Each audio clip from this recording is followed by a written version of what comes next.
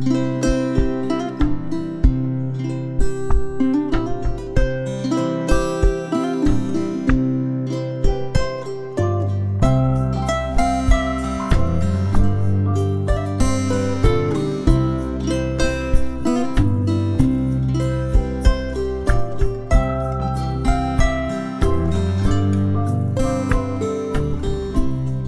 morning, ladies and gentlemen. My name is Ryan Milkey. Thank you for taking time out of your day, especially on a weekend, to be part of our first ever Red Hill Registry Town Hall. As I mentioned, my name is Ryan Milkey, and I'm the Director of Communications and Marketing at the Red Hill Registry. My co-facilitator for today is Tara Sutton, our Director of Community Engagement for the Red Hill Registry. She is also a member of the impacted community. Today's event serves as a major milestone for us as we share updates and information about the progress of the Red Hill Registry, as well as seek your input. Also today, you're going to hear a bit about our history, our community engagement, and what we've been hearing so far in the community, in ways that you can share your thoughts, opinions, and expectations of our registry. We also have a great appreciation for your time, all of you. We have structured today's event to give you the most information while also sharing an opportunity for you to engage with us. We will also be discussing the establishment of our community advisory group, what that means, and how to nominate someone to the work group. You may have noticed that we are recording this event. As mentioned, this is a public meeting, and we will be recording all of the content of this event, and we will share as much of this meeting in written or video form on our website or elsewhere. Realizing this, you're welcome to change your name to initials or other pseudonym as you see appropriate. Let's talk a little bit about the agenda for today. Today's agenda includes an overview of the Red Hill Registry, our community engagement activities, dedicated time for us to hear from you, and an overview of the Community Advisory Work Group. This is an ideal opportunity for you to have a larger voice in the registry. As I mentioned, we want to be sure to make the very best use of your time.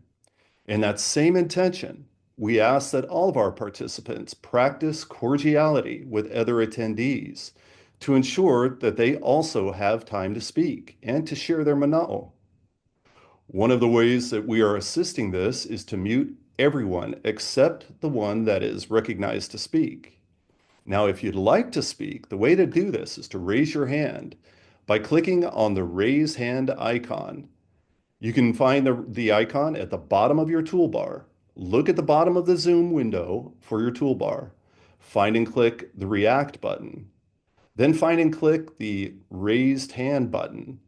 We have scheduled time for questions at the end of each presentation. Feel free to post your questions in the chat as you see fit, as they arise, and we'll do our best to address them. Now, if for some reason you cannot find this button, or if it's not functioning, please make a note in the chat that you would like to be recognized, and a member of our team will let you know in the chat when your turn is to speak. We will generally ask speakers to share for 1 to 2 minutes so that we can hear from as many of you as possible. After that, we'll let you know that you have 15 more seconds before your mic is muted. Now, just a quick note about media. I do know that we are going to have some media today, but one or more of our attendees might be joining us today, and they might be a member of the media. Media with questions specifically about the Red Hill Registry are asked to send me a direct message in the chat or to call me after the event. Now, I did try to reach out, actually, I did reach out to any recognized media members who signed up. Again, I provided my cell phone number with all members of the media via direct chat. And remember, this is a public meeting. Media are free to take notes on all that is being said, and they are free to incorporate what you say in their stories. Again, as the official spokesperson for the Red Hill Registry, questions from the media about the registry can be sent via direct message chat to me, or you can follow up with me after the event. Now I'm going to turn it over to Tara to give you a little bit more information. Tara? Thank you, Ryan. First, I just want to say that there's something wrong with my drivers on my laptop, and so my camera is not working, and I apologize for that. I've rebooted and updated and everything, and it's not it's not helping. So, what I first want to talk about is something called the Community Advisory Work Group, and we're going to discuss it in greater detail later today. But what I want everyone to know for right now is that we're currently collecting nominations for this work group and you can complete a nomination form. There's going to be a link posted in the chat and on the screen if you take a picture or like type that in. This work group will be comprised of community members, and it is to ensure that the community's needs, values, and perspectives are integral and at the heart of the registry's creation and implementation. But first, we will be providing an overview of our registry, including progress to date and next steps. You can nominate people now at any point. The deadline for nominations is the 28th, though. So I'll hand it back over to you, Ryan. And if anybody wants to nominate people, they can do that as we go this morning. Thanks so much, Tara. This is a great opportunity for our community. But before we get to community participation, our next presenters are Dr. Rosanna Weldon, also known as Sani, and Dr. Amy Grace. Dr. Weldon serves as the director of the Red Hill Registry. Dr. Grace is the director of the Office of Strategic Health Initiatives at University of Hawaii, and she serves as the principal investigator for the Red Hill Registry. Amy, Sani, I'm turning this one right over to you. Take it away. Thank you for the introduction, Ryan. We are both here today to represent the University of Hawaii System Office of Strategic Health Initiatives, which is the home of the Red Hill Registry. Today, we're going to briefly give an overview of the Red Hill water crisis, why a health registry was needed, some of our work to date, and our community-engaged approach to identifying and addressing public health needs through the registry. I believe that many of you are familiar with Red Hill and Joint Base Pearl Harbor Hickam, but I wanted to point out some landmarks and orient everyone. The red dot is the Red Hill Bulk Fuel Storage Facility. The blue dots show the nearby water shafts and wells, including the Red Hill water shaft that is just downhill from the fuel storage facility. The yellow dot shows Red Hill Elementary School, which is not the only school in the region. And the purple dot is a correctional facility. I want to show how close this facility is to everything, especially vulnerable populations such as children and the incarcerated. In the center of the photo is Joint Base Pearl Harbor Hickam. Here's a look at the same region, but with clearer boundaries that delineate who gets the Navy's water. About 9,600 households are served by the public Navy water system, as well as work sites, businesses, schools, daycare centers, medical facilities, and shopping centers. About 93,000 people live, work, and play in this area, although we have not exactly tracked down how this number was derived. We can say with certainty that people who lived, worked, played, went to school or childcare centers in areas served by the Navy water system following the November 2021 drinking water crisis will be eligible to enroll in the registry. But we'll discuss eligibility issues in more detail a bit later. One thing we know is that in November 2021, the drinking water contained JP5 or jet propellant 5 jet fuel, which is a total petroleum hydrocarbon. It's mostly used as a military aircraft fuel, but it can be used in other vehicles as well. It's a colorless, flammable liquid and is a lot like kerosene. JP5 is made in oil refineries, and each batch is just a little bit different depending on the refinery where it's made.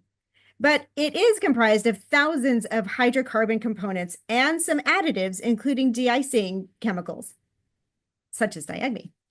The main constituents in a pure fuel mixture are listed here, but people were exposed to this fuel in their water, so it is diluted by the water. Luckily, some of the more toxic components, such as the benzene and toluenes, are in low concentrations in this mixture. But these compounds are also largely volatile, which means that they readily evaporate out of the water and into the air. The bottom four constituents of this table are tested in water as total petroleum hydrocarbons. I want to take a minute to explain the backstory of why it was determined that a health registry was needed. It all started because of the community of people who were exposed took action. So this is a heat map of the complaints that were received on November 28th and 29th. And this map is important because it led the state to believe that the problem was localized to this specific region rather than an island-wide issue. And it helped to identify that this was a problem with Joint Base Pearl Harbor-Hickams water system. We recognize that calls came in before this, but this is the Sentinel event that triggered the state's response. Gradually, the health complaints were mounting, and the state requested assistance for the Centers for Disease Control and Prevention Agency for Toxic Substances and Disease Registry, or CDC ATSDR, which led the first assessment of chemical exposures, or ACE study, conducted in January and February of 2022. This is a self-administered online survey and interviews that contain questions about potential exposure to contaminated water, any symptoms experienced, and whether medical care was sought. There were 2,289 participants in this survey, which seems like a lot, but it's only a small fraction of the approximately 93,000 people potentially exposed. There was a second ACE survey study in September of 2022 and a third ACE study that involved medical record review in February of 2023. About a year later, a University of Hawaii Economic Research Organization, or UHERO, conducted another survey. And very recently, a much larger medical records study was conducted by the Defense Center for Public Health Provisional Epidemiology Data Center was released. What these studies showed is that time and again, impacted individuals were reporting health complaints that affected nearly every organ system in the body. The most common individual symptoms reported in the ACE studies were headaches, dry and itchy skin, and diarrhea. The mental health impacts that people reported were particularly alarming. There were hundreds and hundreds of mental health impacts, including anxiety, depression, stress, and post-trauma symptoms such as difficulty sleeping, and many others. I also want to mention that people reported symptoms in their pets and service animals too. So what exactly do we know about the long-term health effects of these exposures? Unfortunately, not a whole lot. What we do know is that many people are experiencing symptoms more than 2 years after the incident. These symptoms may be similar to other complex health problems like those of long COVID or chronic fatigue syndrome. In the fall of 2023, the Department of Veteran Affairs submitted a congressionally mandated report on the health effects of jet fuels used by armed forces. So slowly, more information is becoming available. To help people address these health issues, several actions were taken. A Red Hill clinic was established for individuals who were exposed. The Department of Defense began keeping track of people who were exposed. The epidemiology data center studies started being conducted, including the one that I just mentioned. The Defense Health Agency Public Health has provided additional support for medical providers through trainings and fact sheets. In addition, the National Academies of Science, Engineering, and Medicine has been engaged to assemble a committee of experts to prepare a consensus study report on the potential health implications of the Red Hill fuel leak that will include recommendations regarding clinical follow-up for those exposed, as well as guidance and clinical actions that can be taken to monitor the health of community members who were exposed. Lastly, and the reason we are all here today, is that the Defense Health Agency Public Health worked with the Agency for Toxic Substances and Disease Registry, ATSDR, and the National Center for Disaster Medicine and Public Health to establish an independent third-party registry. Now I'd like to turn the presentation over to Amy to elaborate on the registry. Thank you, Amy. Great. Thank you so much, Dr. Weldon. Importantly, many of you have been calling for the need for a registry, as were other national and local entities. For example, several groups began calling for an independent health registry for individuals who were impacted by the Red Hill water crisis, including members of Congress, CDC ATSDR, the Hawaii State Department of Health, and the Defense Health Agency. Last summer, on June 20th, 2024, UH released the news that we signed a 5-year cooperative agreement with the National Center for Disaster Medicine and Public Health to establish the Red Hill Registry.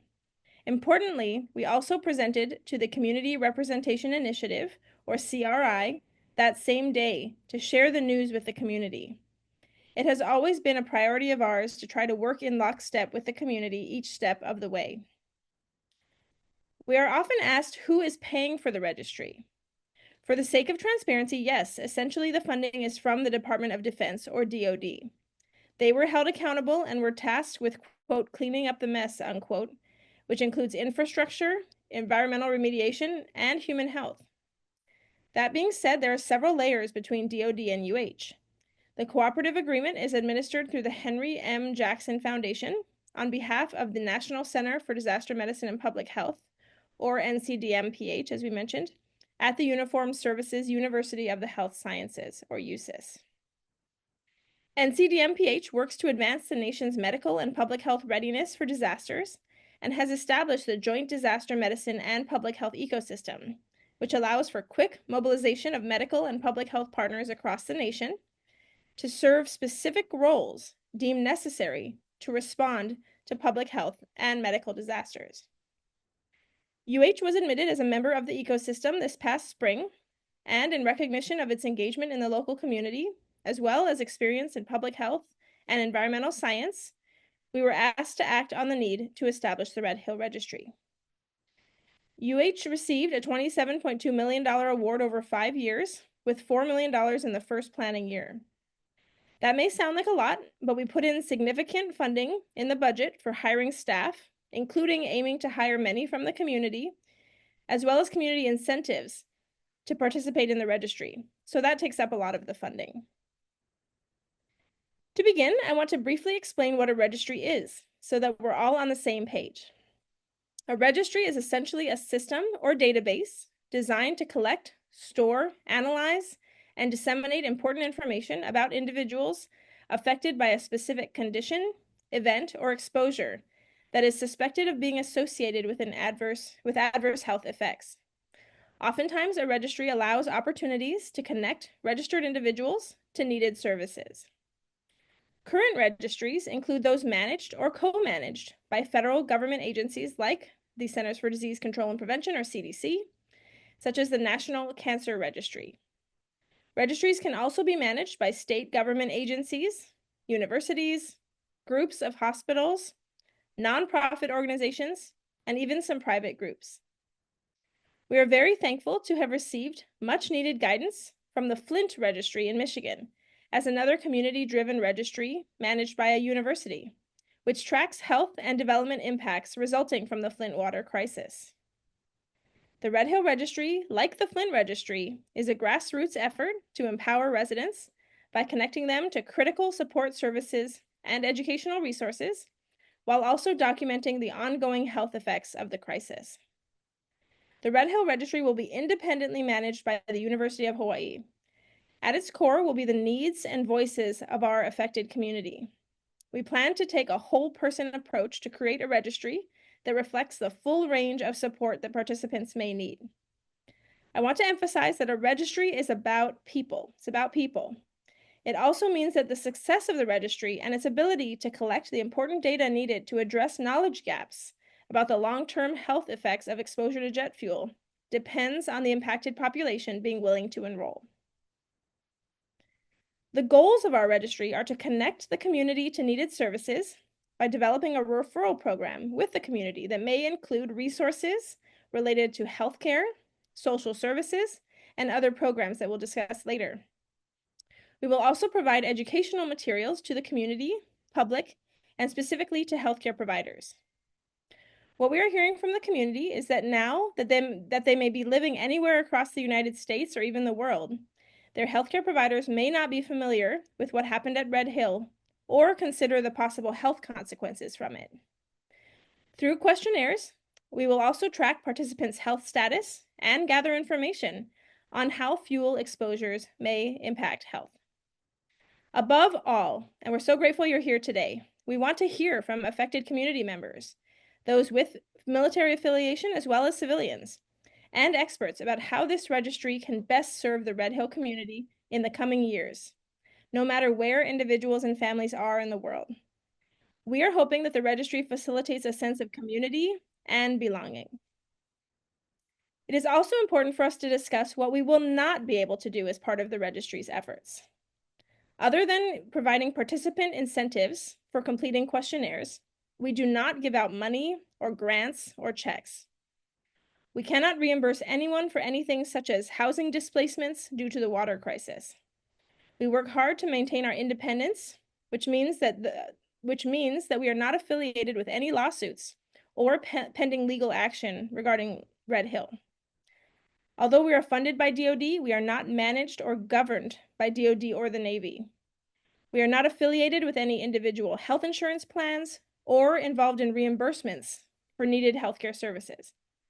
Finally, we are not able to diagnose health conditions. So I hope that clears up anything that anyone may have been thinking about what a registry is and what it isn't. Now I'll turn it back to Sani to share more about our work to date at UH to establish the Red Hill Registry. Dr. Weldon, back to you. Thank you, Dr. Grace. Importantly, we have put together an amazing team. As I previously mentioned, the UH System Office of Strategic Health Initiatives is the home of the registry, but our team also includes clinicians and researchers from the John A. Burns School of Medicine for a clinical perspective. The Water Resources Research Center is also included, and that is important because they were in the field shortly after the exposure, doing tap water screening at the community's request. We've included the Thompson School of Social Work and Public Health, and they lead our science team. We also are partners with University Health Partners of Hawaii, which houses our IT team, as well as our participant engagement staff. We're excited to say that our team is growing at a rapid pace. We're in the midst of our planning year with formal registry enrollment expected by mid-2025, just a few months away, really. You can see some of the key focus areas for this planning year here. Most importantly, our priority is to conduct intensive community engagement with impacted Navy waterline users, both military and civilian, as well as with healthcare professionals and other community leaders to co-create the registry. We're also setting up a community advisory work group. Tara will discuss all of these community engagement activities in just a little bit. We're establishing the registry's infrastructure. We've submitted a report to Congress on the feasibility and necessity of conducting an epidemiological health outcome study of individuals impacted by the Red Hill water crisis.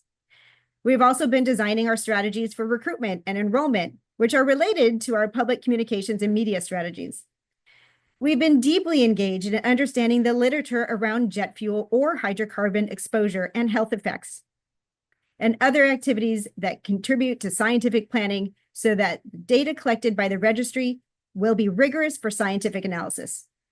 We're also working hard to develop the referral and education programs. As I mentioned, we are hard at work establishing the registry's infrastructure, including mapping our organizational structure, figuring out our governance policies and procedures to ensure that our team can accomplish everything that we are trying to achieve. We're also working to develop job descriptions with the intention of hiring staff from the impacted community.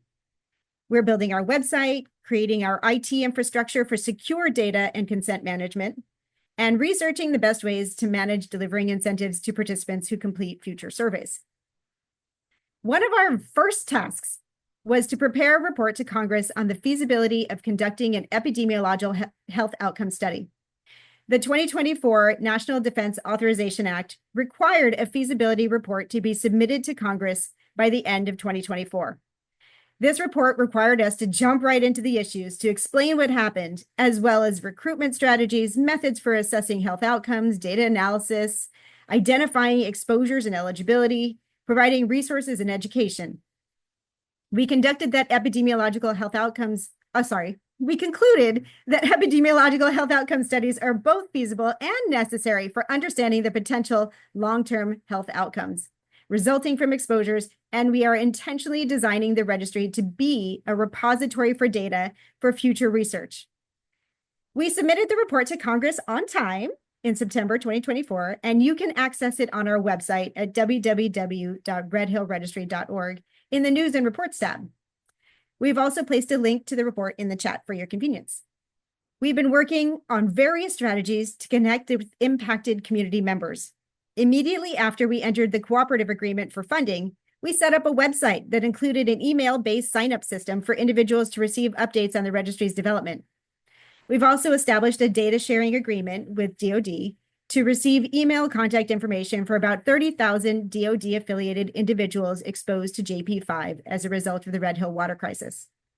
This information is available from the DoD's Defense Occupational and Environmental Health Readiness System, or DOERS, which is a system of record for the DoD individual longitudinal exposure record. We intend to contact these individuals when the registry is available for formal enrollment and provide them with information for how to opt into the registry. Last month, we launched a pre-enrollment survey to capture basic exposure, geography, and contact information. Finally, in July 2025, we plan to begin formal enrollment with a much more detailed intake process and a questionnaire to gather information on exposure, health status, and service referral needs. If you've been following the registry's development, you may notice that we've been updating the look and feel of our website and working on filling in our website with useful information, such as news and reports that I just mentioned. For your convenience, the website link has been placed in the chat. We encourage you to visit our website at www.redhillregistry.org, or you can use the QR code that you see on the slide there. You can access the pre-enrollment questionnaire and sign up for email updates right on that front screen. Because our registry is rapidly developing, we are regularly hiring for various positions. So I'd like to point out our employment tab as well. In the next few months, there will be nearly a dozen more Hawaii-based employment opportunities posted at all levels of experience and education. So please watch our website regularly as we work to build our team.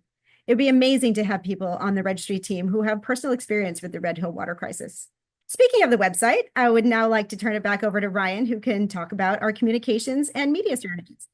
Thank you so much, Sani. That was a lot of great information, but let me talk a little bit about our communications and media. Communications are critically important, and we have developed several strategies for sharing with our impacted community. This year, as Sani described, we expanded our website. We also initiated new social media accounts and more. We are thankful to members of the media, thank you media who are here today, by the way, who have also helped us share our project story. They have been very supportive since the beginning and in helping us disseminate information on the registry.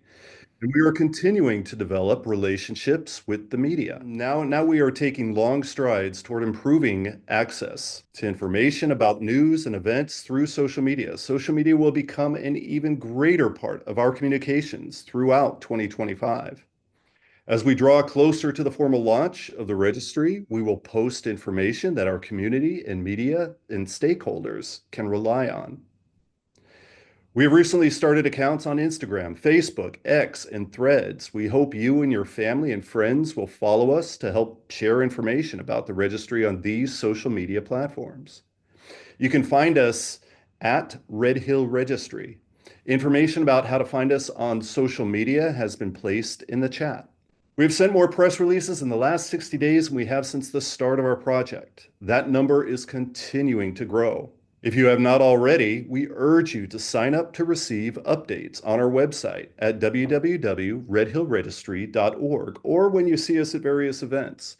We will have our laptops open and ready and for you to sign up and just ask us any questions. We'd be happy to take down your information. But signing up will allow you to be among the first to receive press releases. Whenever I send out a press release, it's going to go to everybody who's already signed up. So you should be first to know of your family and friends. One of the great things that we have coming up is our new logo.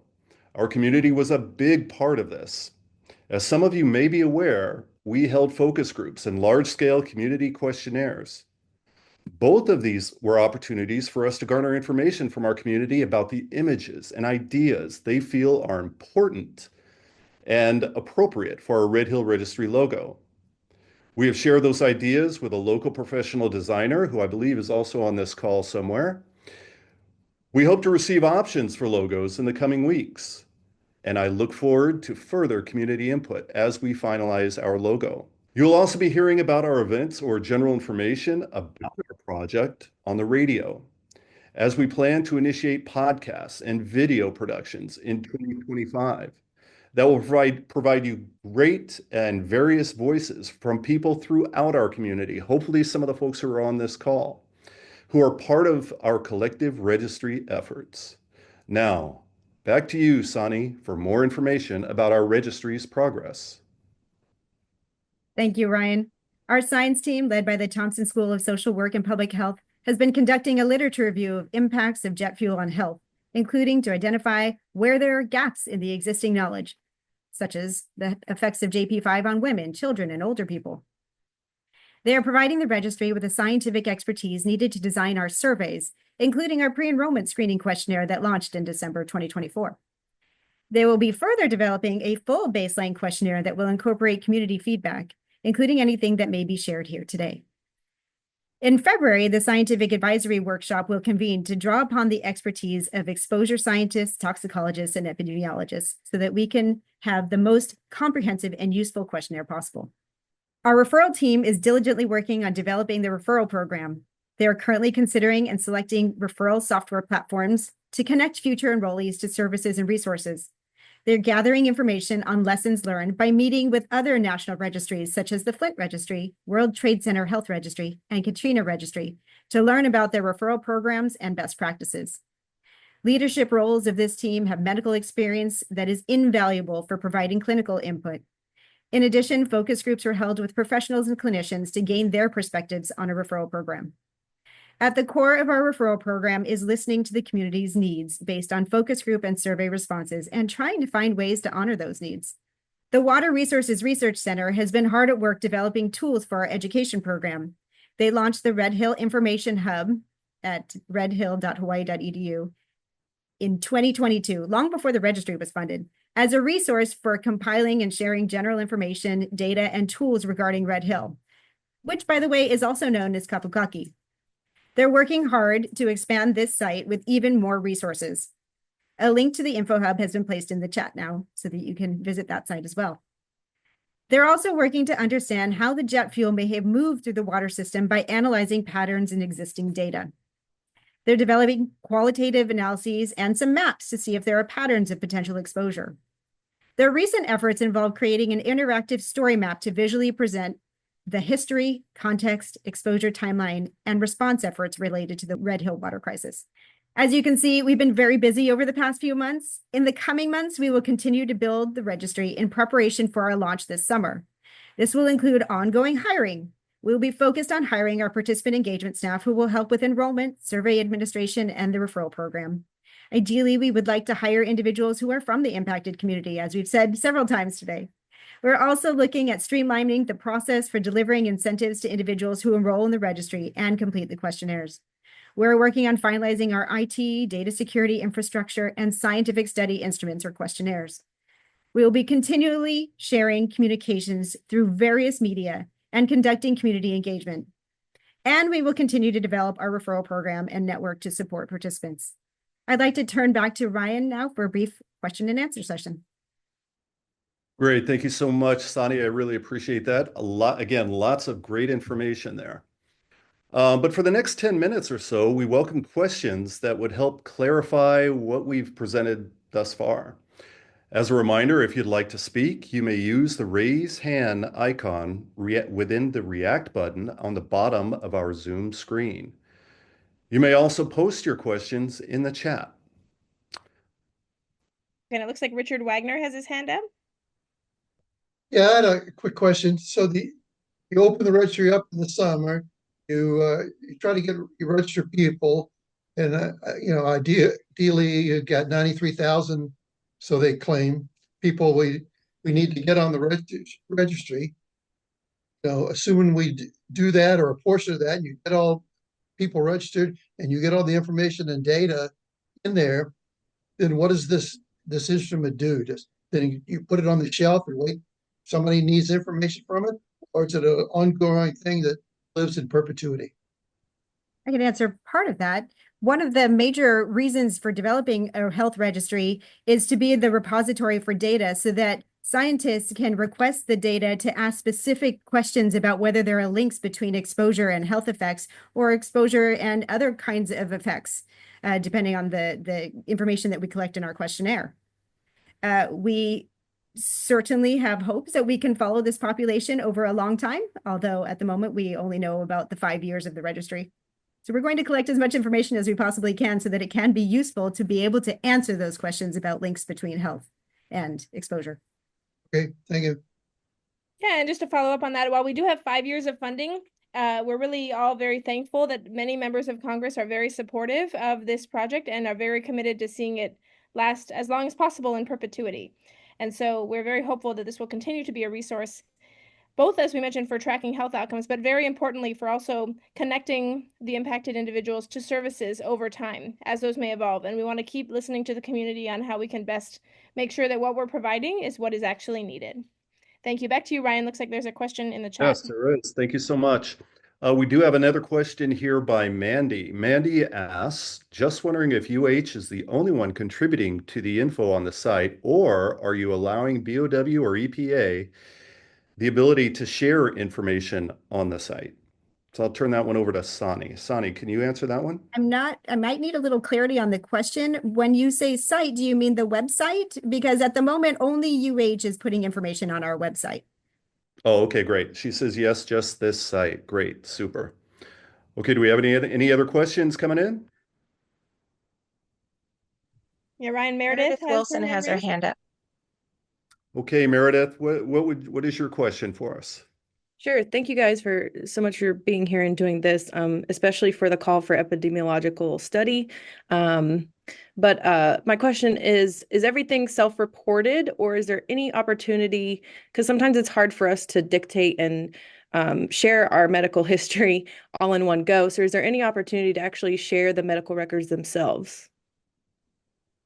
So at the moment, it will be self-reported data, although we are building our IT infrastructure so that hopefully at some day when we receive future or more funding, we can amplify the registry to be able to pull in or link to other sorts of records.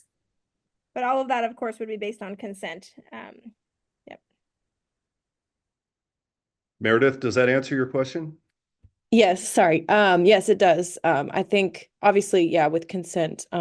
But I think sometimes that is most helpful to at least like give the whole medical record for ICD codes and that kind of thing. Because sometimes us just explaining our symptoms is one version and then there's the paper version. So it's good to have both. Excellent point. Wonderful point. Does anyone else have a question they would like to share with the group? Yeah, Peggy Wagner said she raised her hand. Okay, Peggy, go ahead and share your question with the group. Okay, can you hear me? Yes, Yeah, you're very okay, good. great. Thank you.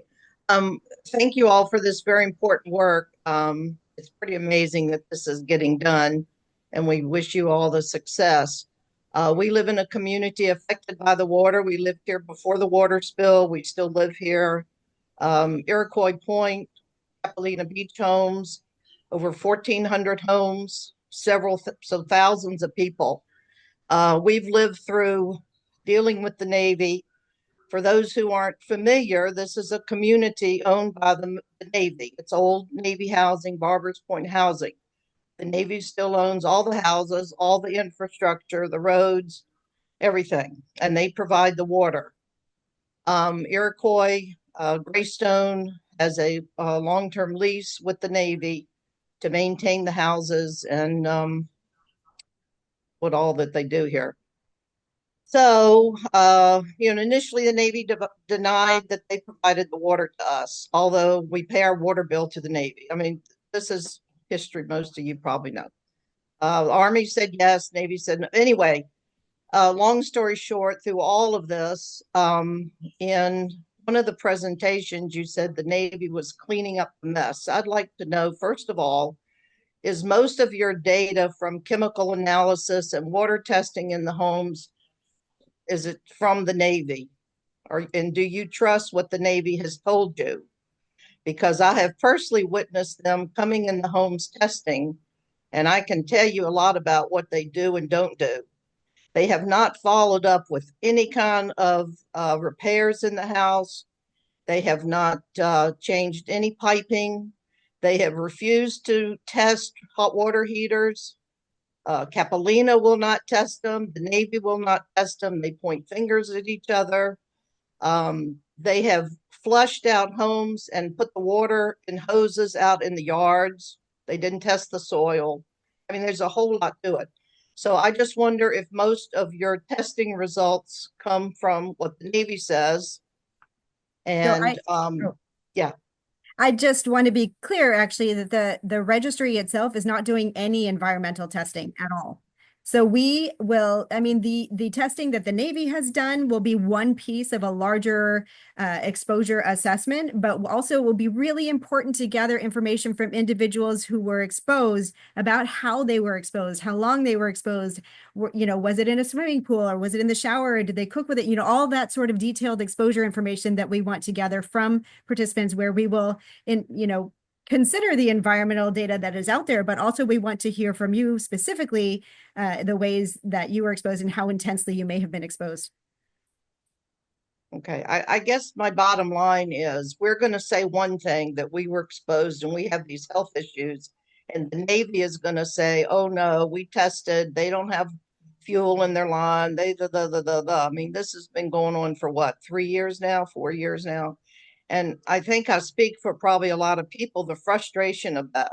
I mean, we've done this for years and we kind of feel like we're getting nowhere. I participate in most all of the CRI meetings, monthly meetings. I think they just had the 16th meeting. And, bless their hearts, they're doing a lot of good work, but it just almost seems like they're spinning their wheels because the Navy won't even come to the meetings. You probably know all this.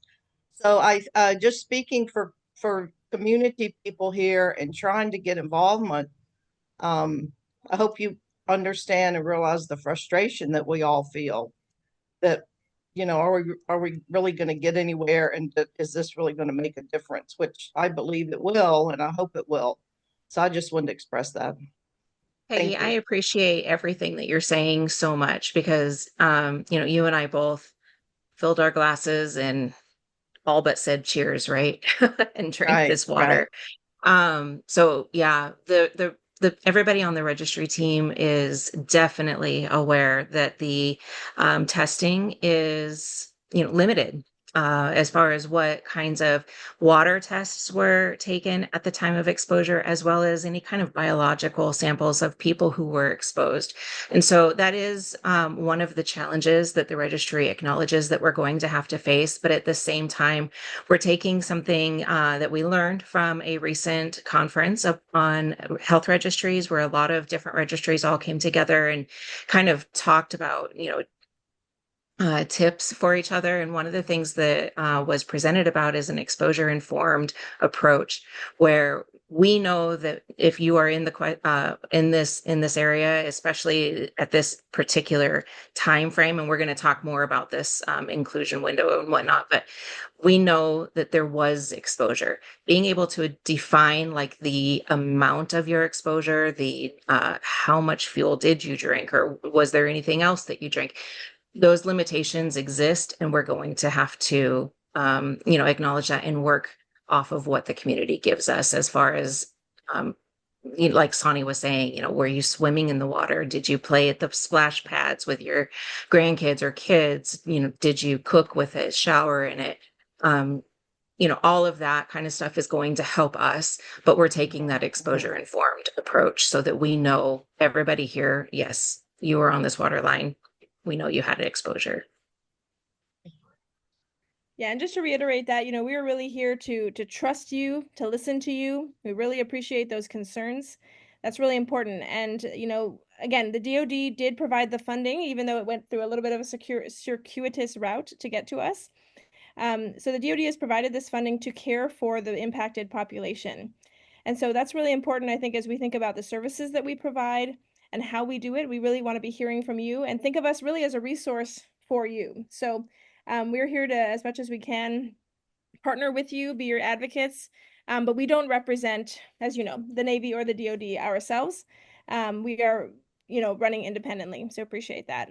And I think we had just a follow up on that, I think from Mandy, that whether we're a research, the Navy or, and I'm sorry, I don't know the BOW, but Board of Water is a resource to the data added to the site. Maybe, I think we have some of our water resources folks here. Maybe some of those resources could be added to our info hub, which is more of a collection of different resources. But our redhillregistry.org site is really from UH for the community about what we're doing in the registry itself. So thank you so much, Peggy. Does that answer some of your questions and comments? We appreciate you weighing in. Peggy, I think you're muted, but thank you so much for your question. Really, really great, insightful question. But we have a couple more people here in the queue waiting. First up is Jamie. Jamie has her hand raised, and so we're going to hear Jamie's question. Jamie. Aloha, everyone. Thank you again for doing this registry. It's been a long time coming. My question is for the medical professionals and the scientists that are going to be brought on board. I know that they say that there's not a lot of long-term data out there for the long-term health effects, but we do know of Navy ships where sailors have been contaminated or military have been contaminated. There's also the VA PACT Act that just came out with its own publishing of a list of symptoms.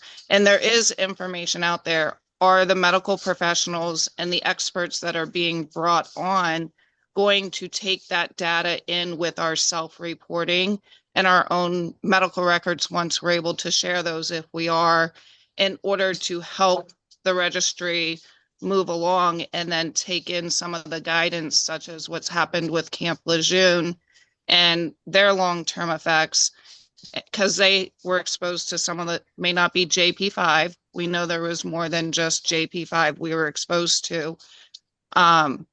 Will that all be included, or some of those links and information be put on the registry in order for people to access themselves and then have the experts dilute it down for the layman's person to understand better?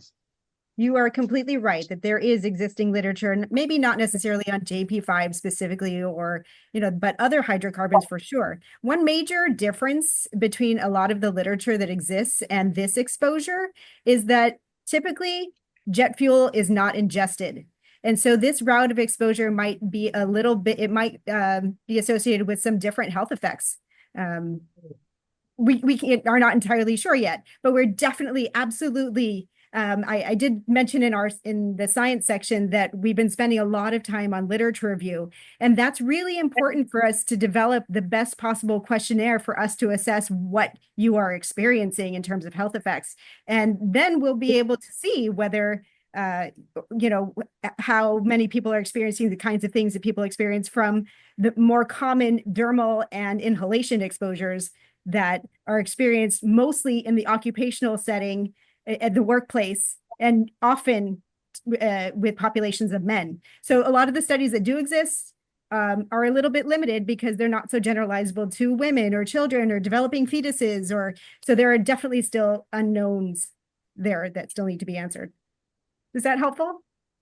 We're going to be, yes, I'm just wondering if, like with Cape Hatteras, a report just came out from there that was a top secret site with fuel that was shut down, and it was actually built around the same time as Red Hill. Are we going to be taking in sites like that with information where their service members were exposed and bringing that into correlation with what we've gone through? I don't know if any researchers in particular would, we're not funded to do the research. We're funded to build the registry. But if there were a researcher out there who were interested in comparing the data from the two populations, assuming that we had somewhat similar data, it could be done. But we are using, so our literature review involves gathering literature, not just from, military exposures, but really any hydrocarbon exposures and to gather information on what is known on health effects. We're really trying to keep it pretty broad. Good. Yay. Okay. Jamie, that was a really, really great question. And I am thankful that we have more questions waiting. I think Alex Pena, who's been waiting patiently. Alex, go ahead, share your question. Oh, can you hear me? Yes, we can. Okay. Yeah, so I was actually stationed there during the time on Joint Base Pearl Harbor Hickam. And I had a question. Is there a data sheet showing all the samples that were taken on base specifically? Because I know that there's probably data for samples taken off base and stuff like that. Do you mean the water testing samples? Yes. So there is an entire website, the Safe Waters website. We actually didn't show that because that is not data that is generated by the registry, but I believe that the Water Resources Research Center's Info Hub does have a link to those water testing samples, but they are publicly available online. Okay. Um, Also, another thing, I am not currently in Hawaii anymore. I PCS. So how would I go upon like receiving um, medical treatment? Should I just like work with my current hospital here and let them know that I'm dealing still with symptoms that happened, that I was exposed to the water, stuff like that? Yes, that is a great question. I'm so glad you asked that. Yes, you do have to still go through your health insurance and your normal routes of receiving medical care. What we hope to develop as part of our registry is fact sheets that you could take with you to your doctor's appointments and say, look, I was exposed. This is what we know about health effects from similar exposures, and I have concerns that may be related to this exposure. Would Okay. that be helpful? Would you find that helpful? Yes, very much so. Yeah, because I don't want to be left in the dark because I do separate pretty soon. So I just wanted to keep up with all the info. Yeah, thank you so much for that, Alex. And I really want to reiterate what Sonny said. We want to be a resource for you no matter where you impacted community are in the world. That's one of the reasons we're doing our pre-enrollment. Maybe we can put that in the chat again to make sure that anyone can sign up for that pre-enrollment. We're looking to know, you don't have to share now in the public setting, but where everyone is. You can email us after, or we want to start to put together resources, not just for those in the United States or in Hawaii, but all those around the world, that if there are certain healthcare providers, if there are certain educational opportunities that would be most helpful, we want to help to provide that for you. We also are working on continuing medical education credits and different trainings for providers so that they can get more up to speed on what happened and how they can care for you best. But you may have specific ideas about how we can help you best that we haven't thought of yet. I'm sure you do. So please do share those with us. We're about to enter into an exciting community response time.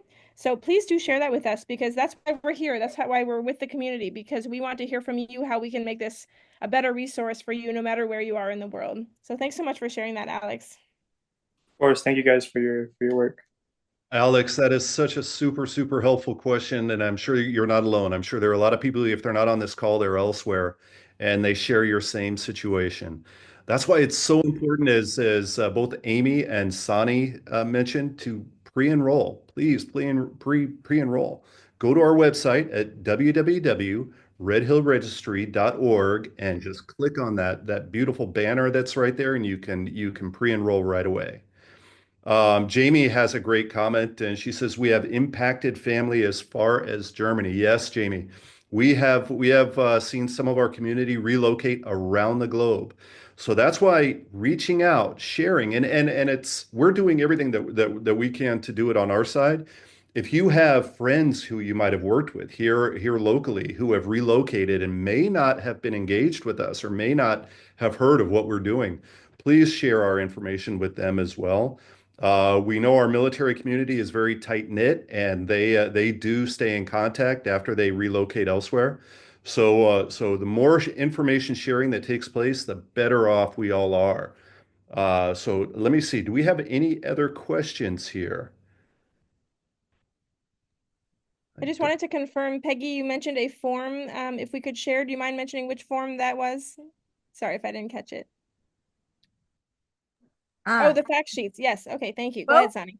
We have not developed those exactly yet, but I do understand, and I wish I had a link for you available. I do believe that DHA Public Health did provide a fact sheet, or did develop a fact sheet that for you to be able. I will look to see if I can find the DHA Public Health fact sheet, and if I can find it, I'll put a link in the chat. But that is part of our future work. We've been working really hard to get off the ground and do so many things, but we are definitely planning fact sheets for you. So stay tuned, please. Okay, I don't see any other questions in the queue. No. So no new questions. Again, ladies and gentlemen, thank you so much for your insightful questions. We're going to go ahead and take a 5-minute break. It is 3 minutes after the hour right now. Why don't we just go ahead and make that a 7-minute break, and everybody circle back here at 10 minutes after the hour to make it easy for you. But again, think of any other questions. We've got some great community information, community feedback that and opportunities that we'd love to share with you throughout this second portion of our meeting. Again, feedback and community engagement efforts are what we're all about. So you are part of us. We're not just here telling you what we're doing. You are part of the fabric of the Red Hill Registry. So your engagement with us and our engagement with you is a mutual discourse that I hope to have. So without further ado, let's start our break. Okay, folks, we're going to go ahead and get started. There is a direct message to me from Sunshine. Sunshine, I will get to you here momentarily. But before I do that, I'd like to turn it back over to Tara. Tara is going to talk to you a little bit more about our community engagement. Tara? Thanks, Ryan. So, the most important thing for our team and this registry is that we move at the speed of trust, as we like to say. We have valued everybody's input so far, not only in this meeting, but with all the engagement in the past and what will come in the future. Right now, I just want to talk a little bit more about my excuse me, my role as the Director of Community Engagement for the Registry and how we have tried to accomplish engaging with everyone so far. My job, it keeps me out in the community, spreading awareness about the registry. You can see me at various monthly community meetings. I try to attend local neighborhood board meetings, the recently reestablished Restoration Advisory Board, or RAB, as most people know it as. They started back in June and meet quarterly. I also speak with the Commission on Water Resource Management and have presented there, as well as the Hawaii State Emergency Response Commission to let them know about the registry. And I have also helped and gone out to the shutdown Red Hill Mutual Aid's Capilano Water Jug Exchange, and we'll continue doing that again. I've also attended, they did a fundraiser back recently and was able to attend that and help get them funds so they can continue providing water for that part of the island. So you'll see me at and some other people from our team at the Navy Closure Task Force, the open houses. The Department of Health had an open house that we went to. We try to always be present and have a table for people to come and learn about the health registry, even though we're independent. These are all just avenues that we can use to help get the word out and see, even just one more new person. Being out in the community also allows me to hear firsthand what people are saying, which is, of course, vital. So anywhere that I think the Navy waterline users or concerned Oahu residents might be, I will try and go so that I can talk and listen to people and get their thoughts. So next, we see the level, I'm calling it a stakeholder map, essentially. And this is just kind of like what I know in my brain, trying to put it down on paper so that I can just kind of keep a really big picture of entities or individuals who are involved and can help spread the word. This is definitely not a comprehensive view of all the stakeholders. And if anybody thinks of someone that is good for me to stay in touch with, please, throw it in the chat or send me an email at tsutton at redhillregistry.org. But basically, what I've been looking at is identifying stakeholders among community members, local businesses, advocacy groups, Native Hawaiian groups, academic spaces within the medical community, local and state governments, federal agencies, and some of the more empathetic souls within DoD. I am preparing for the establishment of the Community Advisory Work Group, as we mentioned earlier, which will provide guidance on the development of the registry. So last November, I finished the first round of some really powerful moving focus groups. Some of you here today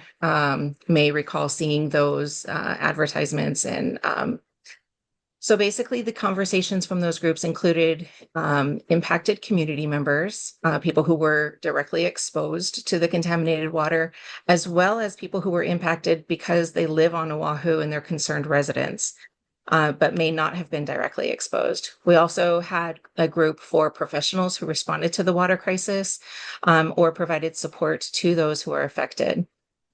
Focus group participants were also given an online survey to help quantify some of the main points discussed. There were more people who wanted to participate in the groups than what we could accommodate meetings for. So we decided to send that survey out more broadly and hear from as many people as possible during round one. While we have completed the first round of focus groups, you're always welcome to share your questions or thoughts by emailing at info@redhillregistry.org. I believe that's going to be put in the chat by Talia. We will be sure to make sure that every effort is made to give you guys the information that you're looking for. What is the Red Hill community saying? So far, at the end of each focus group, what we've learned is I asked what the most important thing was discussed from each of those groups. And it was stated that from the community that the most important thing is they're glad it's happening. We're glad that there's a registry. I'm glad that it's independent from the military. And people really spoke about transparency and honesty being some of the key things that they look for going forward. As well as the importance of leaving no one out by always finding ways to reach those who might not still be residing on the island, which we all recognize. Now, we further discussed not overpromising what the goals are that we're trying to achieve. The Red Hill Registry strives for continued education for needed topics from health to environmental for both the community and health care providers. We would also like to know that we are aiming to include impacted community members on the community advisory work group, as we previously mentioned. Of particular importance is the idea of independence of the Red Hill Registry. On more than one instance, concerns were expressed regarding whether or not we were fully independent from the Navy or other military branches. UH is facilitating this registry with funding from the DoD, but we are definitely independent from the DoD. UH manages the day-to-day operations of the registry, and we do not intend to share any personally identifiable data with the DoD. So this is extremely important to us as a registry, to me personally as an impacted community member.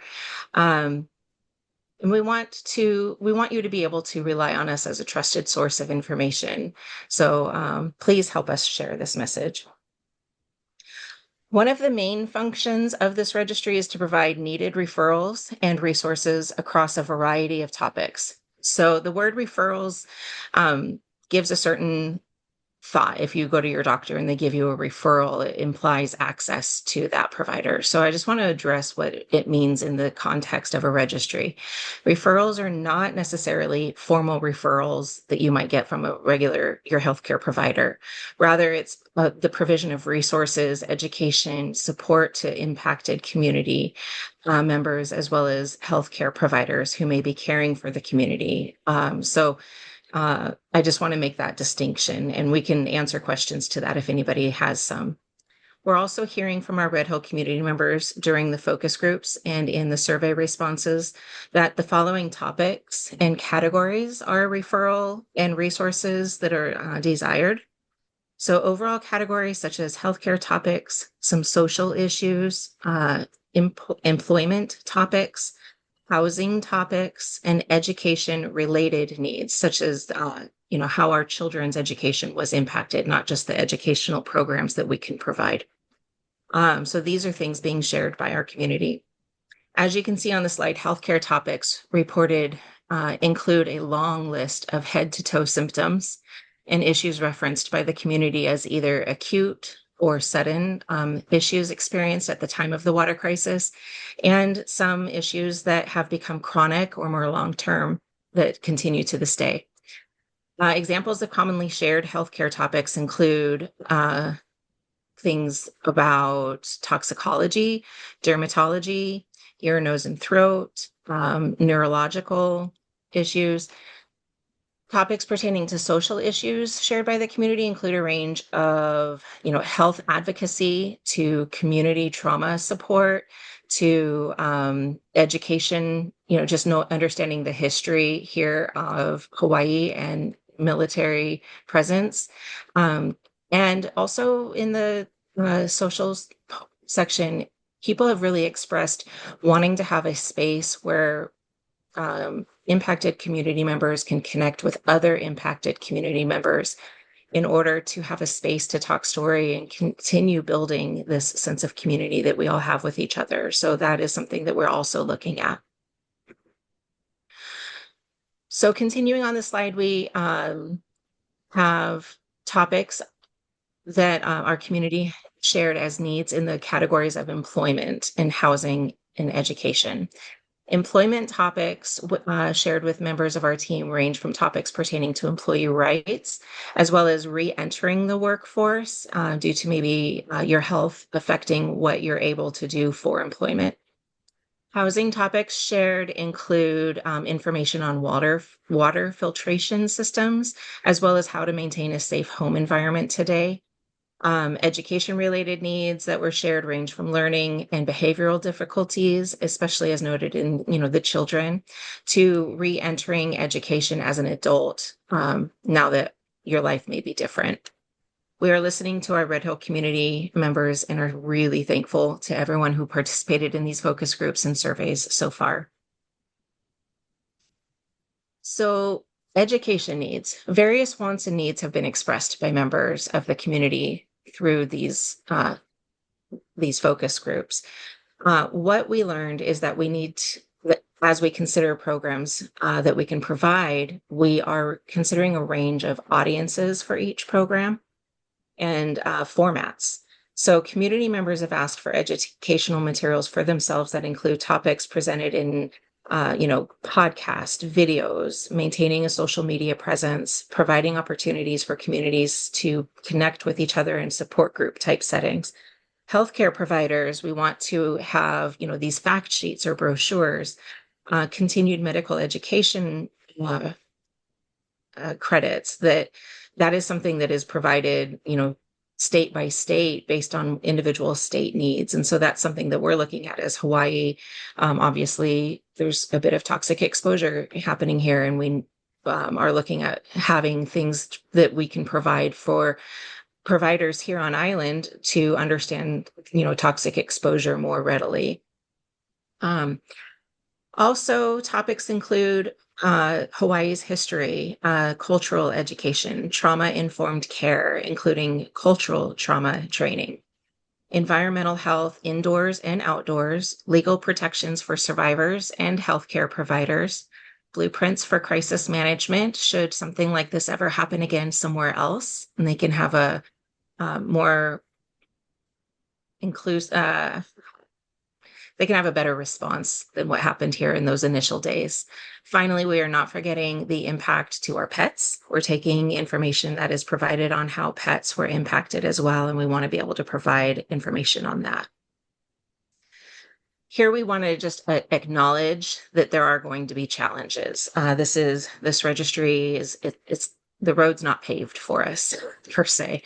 There's going to be several challenges, and some that we've identified so far include the fact that Red Hill survivors include military and civilian populations. There are local residents in their homes or places of work, schools and daycare centers and recreational areas. There's visitors to the island who came to this impacted area. There are transient military service personnel and DoD employees and their families, retirees, children, pregnant and chest feeding parents. Not only does all of this mean that our population is now spread out globally, but this creates a fluid range of access to healthcare. Some people have insurance through TRICARE, and others may have had TRICARE coverage at the time of the fuel release, but have since aged out of that insurance plan or experienced a life event that ended their eligibility for that coverage. As people move between health insurance coverage types, there can be a break in their access to healthcare, which can obviously impact their health outcomes. These are all things that we want to acknowledge and see if we can at least document and track that as one of these factors. Another challenge is the fact that this event created a sense of institutional betrayal. People are supposed to be able to trust the military as a protector. And for many impacted individuals, the military is the very entity that provides their housing, their employment, their health, their insurance, their doctor. So this trust has pretty much been eviscerated for some. And we recognize that this breach of trust can bleed into other relationships with institutions, such as, the Department of Health or the EPA or the university itself. And the registry wants to assure everybody that we are working to earn your trust and maintain it. Inclusion and exclusion criteria is another challenge, just talking about who should be included in the registry. So as an enrollee. So this is a challenge that we're working through. Although there's a clear consensus that those survivors of the 2021 fuel spill will be included, we know that there's a long history, decades long, of leaks and environmental contamination. People move across the streets, kids play down the road, professionals might be in building H12 for months, but might move to A75. You see the dilemma here. So setting geographic or even temporal boundaries can get very complicated. So we are asking for the community to kind of help with defining these concerns. We're also in discussions about other geographical or temporal inclusion criteria. So that being said, there will be other resources, including education, fact sheets for healthcare providers that will be available to the entire public. Specifically, so far, the community is concerned about broadening the inclusion window of the registry enrolling so far that the exposure would be difficult to assess and dilute the data. So we're going to walk that fine line of making sure we provide resources to a broad public, but collect data on specific areas. Ryan, I'm going to turn it back over to you to facilitate the community response time. Okay, great. Thank you so much, Tara. Tara, the information you provided, hopefully, well, actually, it was a lot, and hopefully, folks got a lot out of it. But now is time for our community response. We've shared a lot of information today. As a reminder, we are sharing what we're sharing what we've been hearing from you, our community. We hope that you found it useful, and we really want to hear from you today on how this lands with you. And if you have any further thoughts, you can share those with us as well. So let's get started. Here are 3 questions to guide your responses. First, what resonated with you? I think Talia just put the response form in the chat. If you want to open that up, you can respond. But let me finish describing these questions. So we want to find out what it was that you heard today that really resonated with you. If there's something that you strongly favored or that you can relate to, please feel free to share it now. This is one of the greatest functions of a town hall, the sharing of information. We would really like to hear your thoughts. Second, on the other hand, what did not resonate with you? Was there something that you were not in complete agreement with or that didn't align with your views? We would like to hear that as well. We want the good and the bad, the pretty and the not so pretty. But be honest with you, it helps us in our developmental process. Third, sometimes, even with the best of efforts, we miss something or do not include it. Something that you were probably looking forward to hear. If that is the case, you can share that with us as well. Please use the raise your hand button to share with us now if you'd like to respond to any of the above questions. You can also put any feedback or questions in the chat. If you'd like, you can also use our handy form or email, or you can just send us a note at info@redhillregistry.org and provide any responses, and we'll be sure to have them recorded for the future. But we will not be able to respond to a lot of those questions today. With that said, we'll have about 35 minutes for this portion of the meeting if anyone would like to share any of those thoughts. Meredith Wilson has her hand up. Meredith, you are a great question asker. Go ahead. Yeah, I'm guilty for that. But there's no answers without questions. I guess maybe I didn't catch it, or I understand that it is generally like always evolving. But I know July 25 is when kind of pre-enrollment and things will actually start rolling, but I know there's no end date for things, but how long do these registries usually take to kind of fully take form? Not saying that it'll ever be complete because this will take decades of learning. I totally recognize that, as hard as that is to come to terms with. But what do you see as like the timeline? That initial 5 years of funding, where will that get us? Yeah, I'm going to turn that one over to Sani or Tara. Sani, go ahead. Yeah, well, from a data and science perspective, assuming that we are all able to share the experience and the process of enrolling in the registry, and we get great turnout for the registry, it will give us is a lot of amazing data,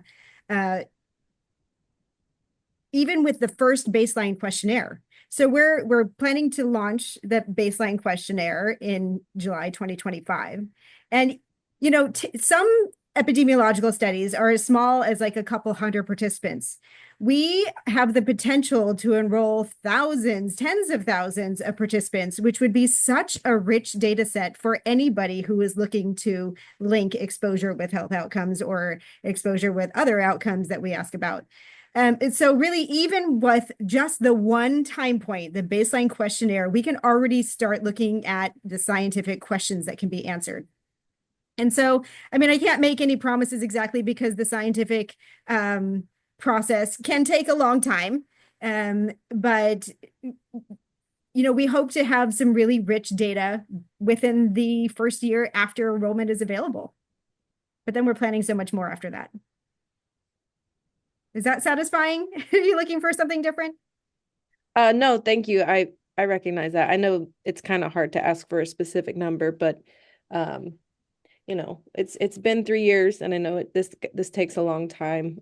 Because I am happy that you're pushing for the epidemiological study. I think that will eventually be really a keystone for this community. So any helps in regard to that is super appreciated. Yeah, thanks, Meredith. And just to stress on that, as Sani said too, and as we said earlier, the ability to do any future studies, which of course are again are governed by the consent of participants, is really about getting a solid core of folks to sign up and to enroll. So we really appreciate you all being here, and to whatever extent you can help others enroll as well, that's how eventually those questions can help to be even further answered. Thank you. And Ryan, it looks like Jamie has her hand up. Jamie, go ahead and jump into the conversation. Go ahead. I'm gonna piggyback off of what Meredith is asking a little bit, but also the tail end of the response. How is the Red Hill Registry looking with pre-registration, and how can the affected family members that are pre-registered or interested help the community to boost the numbers or to get people registered in order to build that trust? Because I know for myself, I was hesitant due to retaliation that I've suffered. To be involved, I've been staying quiet a little bit, but this is such a major issue. Where are we looking at right now with the numbers of people pre-registering, and how can we help get more involved? Thank you very much for that question. I want to be completely honest that pre-enrollment opportunity has only been available for, let's see, quite 3 weeks. So I don't have the exact number of people who have pre-enrolled right now because so, I mean, I'm going to be completely honest that the data are so secure that we have to ask some specific individuals who have access to the data what the numbers are every single time. Let's see, I think at last count, which was like over a week ago, we had, I don't even want to say because I think I'm going to get it wrong, but we had much better response than we even predicted. So I was happy with the word that was already getting out. We have other partners that we share our information through various ways. I actually am going to turn it over to Ryan to let you know how we share our information, who we share it with, and how the information may get disseminated to you. But again, with our social media strategy, you as our community are a huge part of sharing the information as well. But Ryan, can you finish that last part of that? Sure, sure. So Jamie, thank you for that question. And again, I'm a former military member, and I still keep in touch with people who were in my community when I was in the military. We urge you and all of our community members and military members and their families who are on this call or elsewhere to share the link for pre-enrollment. We're trying to get that message out via social media. Where hopefully we have members of the media who are here today who can also echo that availability of the pre-enrollment on our website and elsewhere. But it's again, it's a community-wide approach. The registry is a community-wide approach. The messaging is a community-wide approach. We all have to take on that responsibility because this is such an important issue to get that message out about the opportunity to pre-enroll. So Jamie, we're going to do everything that we can from an organizational standpoint, from social media, to YouTube videos, to podcasts, to everything else as going forward, all the way through the formal opening and beyond of the opportunity to register and enroll with us. But again, we also need our community to join that fabric of information and share it with our community. There is a comment here from Michelle Poplar to everyone. It says, yes, everything resonates. One thing that just popped up in my mind is the part of healing the aspect of the feeling of betrayal. I am curious if the Red Hill Registry will have mediation specialists to deal with the back and forth with the military so that there will be a more workable solution, workable with us moving forward. I'm really glad that you suggested that because that's a new thought. It's something we haven't thought about. It's really interesting.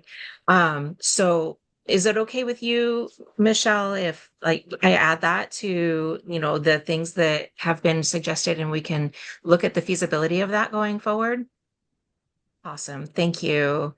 Brian, if it's okay, I'd like to offer an opportunity. Somebody messaged me in the chat to see if we could have the people on the call who are members of the team introduce themselves.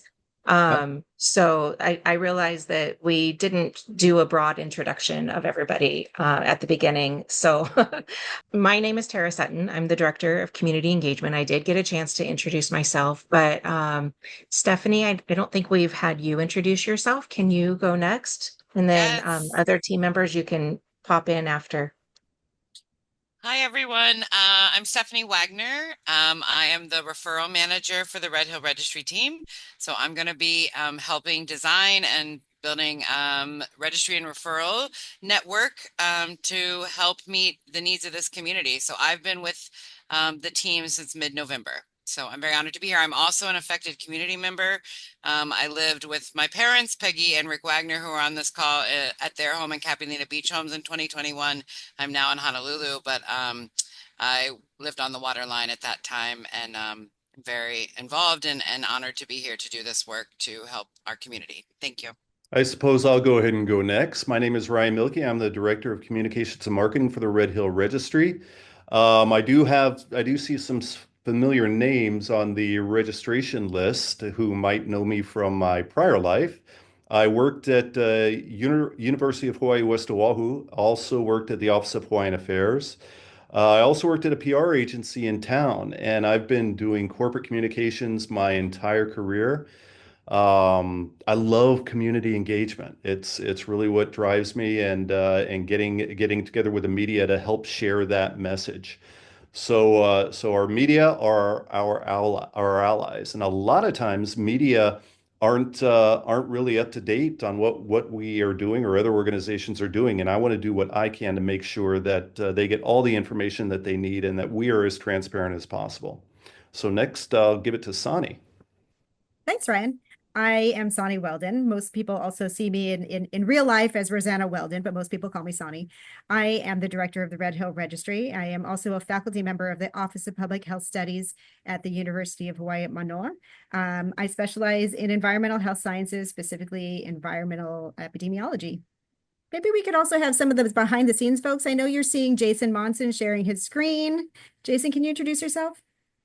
Yeah, hi, I'm Jason. I am new here with the registry. I'm the operations manager, just started in the last week. So I'll be working with the different teams, all the various teams working on the project, on the timelines, moving things forward. Happy to be a part of this important work. Leah, would you like to introduce yourself? Hi, I'm Talia Thompson. I am going to be the fiscal and admin support specialist for the team. And I'm new to the team as well, but I'll be working with managing the budget as well as any other needs for our team. Okay, and we have a couple of other people from the team. Mia, would you like to introduce yourself? Oh, hello, everyone. Thank you very much, Tara. Good afternoon. My name is Mia Comeros. I'm with the Water Resources Research Center, and we have been involved with the standing up of the UH Red Hill Task Force since 2021. And our role in the Red Hill Registry is to support the educational component. As Sani has mentioned, we developed the Red Hill Info Hub, and that was really a co-development with many community members and knowledge holders that are in this call today. So thank you for all of your feedback. And we are also helping out with the science behind the Red Hill Registry, helping the public health hub. So thanks very much. And we have another member of our team, Seiji. Would you like to unmute and introduce yourself? Hi, I'm Seiji Yamada. I'm a family physician. I'm on the faculty of the John A. Burns School of Medicine and the Department of Family Medicine and Community Health. And my role is as the clinical liaison for the Red Hill Registry project. Okay, have we, and I believe Amy has already been introduced. I don't know, Amy, if you want to say anything further. Hi, everyone. As I mentioned, Amy Grace, I'm Director of Strategic Health Initiatives for the UH system. I'm a pediatrician in a past life who then moved into a lot of different health policy initiatives. I run various programs under our U Healthy Hawaii initiative for the UH system. So thank you very much for being here. And I believe Riley is there, and I think that might be the last one on our team. Sure. Thanks, Amy. My name is Riley Johnson. I am the operations manager with the Office of Strategic Health Initiatives at the University of Hawaii. I've been assisting on the Red Hill project as their interim operations manager until we brought Jason on board just this past week. Thank you. So before we go any further, we do have a couple of hands raised. I think first up on that is Pedro. Pedro, do you have a question or comment for us? Hey, how's it, people? Yeah, forgive me, my voice is, I don't know, I lost my voice. I was sick about a month ago, and then I coughed out my voice box. I don't know what's going on, but this is my second meeting with, for me, everything resonates because, and I thank the person who will bring out the map and show that the correctional facility was involved. Right now, the correctional facility is being covered up. I talked to internal affairs and everything about that, and it's just like they don't even want to recognize me. They don't even want to hear me, because I did tell them. But how come the bottled water supply, rerouted the water after 2021? But I was in there before that, and I had problems when I was in there, just constantly going to the medical unit. But that's what I need, because is the missing part is doctors to actually say that, yeah, your issues that you're going through, all the iron that I go through, but my iron is great. I'm going to scans, liver scans. I took an MRI for my head. I get all kind of dead cells inside my ear tracts, and we're showering it. I was there for 15 months, and for 15 months, I was just constantly going to the medical unit. But it took me a while. I found out in 2023, actually, that the prison was getting contaminated water, because when the Hawaiian activist was on the news and he was pointing to the prison and saying the brothers drinking dirty water. And I mean, think back when I seen that, think back, I said, wow, how come I was in the medical unit from 2019 to 2020 constantly? I did 15 months to get off of opioids, the opioid addiction. And it's just been hell ever since after that. The problems don't stop. I go doctors, they don't can tell me what's going on, my lungs, all kinds of stuff. But I don't know, we get one doctor on the panel. Me, I have no idea what's going on, and my doctors don't have any idea what's going on. They keep sending me here, they keep sending me there, and I keep telling them what's going on with me. Ever since I was in prison, now they're trying to get my records from the prison, my medical records. It's like we've been having these issues for a long time in Halaba prison, and I finding out 2 million gallons will get spilled. They're talking about 100, and I feel my heart goes out to everybody who's affected. Because it is not everybody gonna get affected like some people. Some people gonna get affected more. I don't know. I see a lot of the guys that I was locked up with. A lot of them just throw their life away. But for me, the missing part is having somebody to actually tell me, okay, we can investigate Halava, but the internal affairs guy not investigating. I don't know why. But what my health issues going, what I get, if one doctor could say, oh yeah, it's all related to, it could be related, but I go on Google and I find out for myself it is pretty much related. It's like, it's pretty crazy, but thank you so much for acknowledging the prison, because the prison, where the 2 million gallons went, why Ernie Lau not tell me, oh, what happened before him and reroute the water to the prison? All this kind of stuff come through my head, and not every prisoner really care about nothing. I know, because I was like that. I was in the addiction for over 30 years. I got out of the addiction, but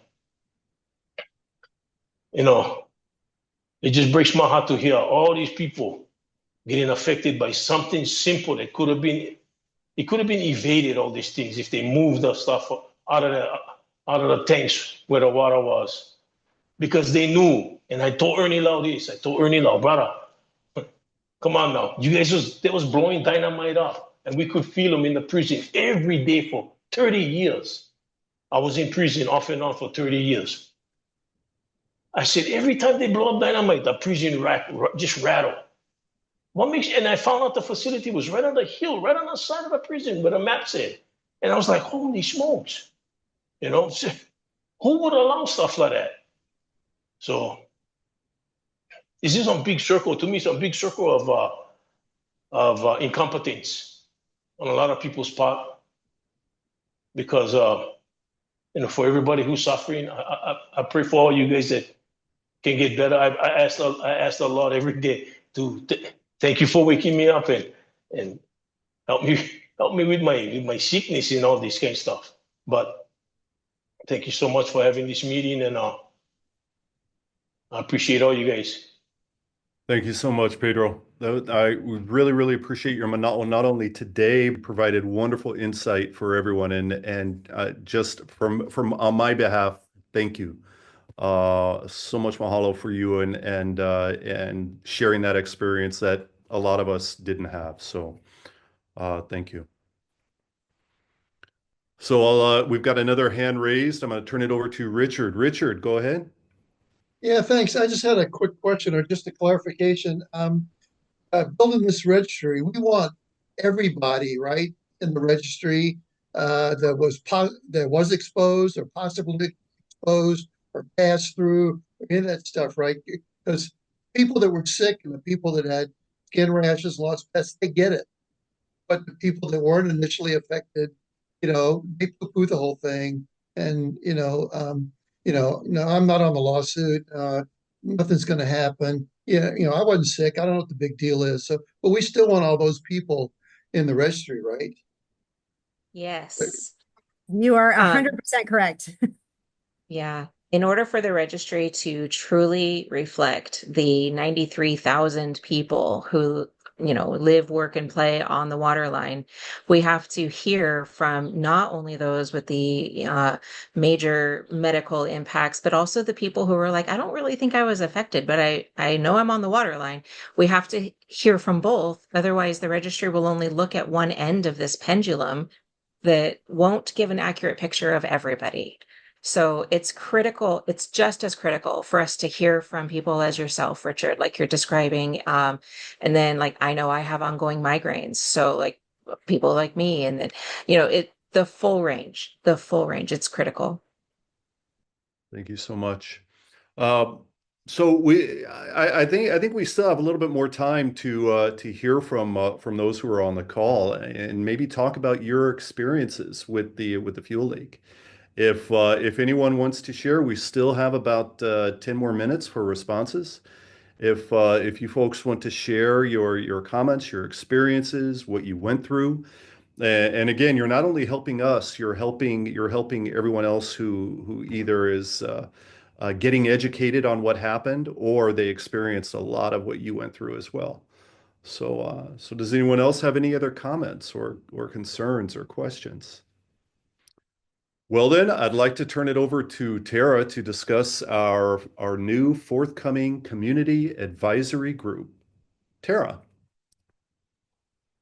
Thank you. I'm excited about this part. So the purpose of the Community Advisory Work Group is to give representation to the voices of the Red Hill community. So as we defined the Red Hill community before, we've got a range. There's people who drank the water, people who are on island and concerned, professionals who have responded. All of these particular perspectives are really important.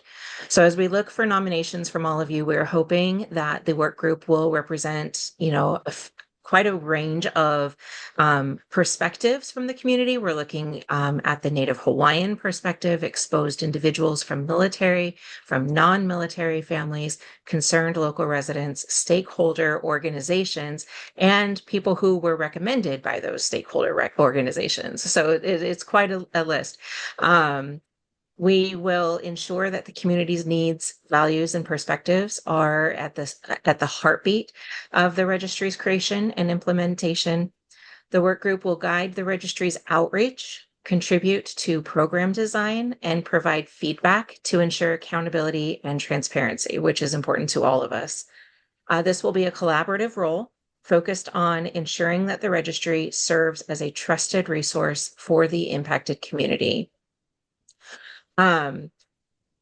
Members will commit to approximately 4 hours per month, which includes meetings that will be, attended bi-monthly every 2 months, reviewing materials and share input on key initiatives and represent the voices of their respective communities. So that with this collaborative role, they will be focused on helping the registry with building trust, spreading the word, ensuring that the registry serves as a trusted resource for the impacted community. Some of the benefits of the community advisory work group, like being the benefit of serving on this work group, is that it will ensure the needs, values, and perspectives are shared, and that the voices are validated. Sorry, I can't see the slide very well, but that's okay. You can all read it. You don't need me to read it to you. But what I can say is that the deadline for nominating people is this Tuesday, January 28th. So it's just 2 days from today. You can nominate yourself or somebody else, and you can nominate more than one name. The form does one name at a time so that as we collect that data, it's easier to sort it. So when you submit it, it'll give you an option to submit the form again, and you can include another name. Are there any questions? Before I hand it back, are there questions about the community advisory work group that I haven't addressed well? Seeing no hands raised and no comments in the chat, Ryan, I'm going to let you take over. Thank you so much, Tara. And just as a reminder, I would like to call your attention to the chat, the link to those nomination forms. It's also in the chat if you want to just click on it, as well as, of course, in front of you on the slide. But as our Red Hill Registry Town Hall meeting comes to a close, we want to again thank you for spending your time with us and providing your wisdom as we develop our registry. We can't do this without you, and I mean that sincerely. We are just in a bubble if we don't hear from you, if we don't get your engagement. You matter to us, and your participation matters to us. So if at any time you have a question, send us a question on that email address. Let us know what your thoughts or what you're going through. Maybe in a couple of days you're driving home and you think, oh gosh, I should have asked that question. That's an opportunity. We'll be sure to get back to you. You have my word on that. You will hear from us in one way or another. But as a reminder, please follow us on social media. Again, just use our page name, Red Hill Registry, no spaces. And you can search that on Instagram, Facebook, Threads, or X. But I guess finally, I'd like to especially acknowledge the Red Hill community and the people of Hawaii who recognize this problem. You all fought back. You continue to fight for answers. So with that, we all on our team bid you our fondest and deepest aloha.